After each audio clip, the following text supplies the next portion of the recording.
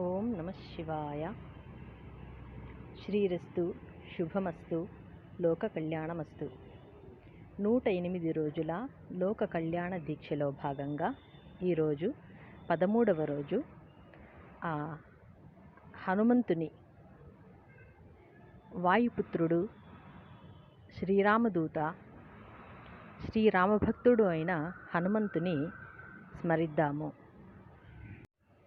ఆపదామపహర్తారం దాతారం సర్వసంపదాం లోకాభిరామం శ్రీరామం భూయో భూయో నమామ్యహం.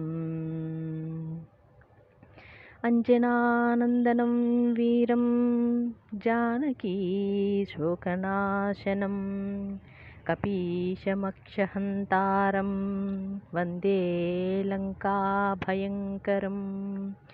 మనోజవం మారుతతుల్యవేగం జితేంద్రియం బుద్ధిమతాం వరిష్టం వాతాత్మజం వానరయూధముఖ్యం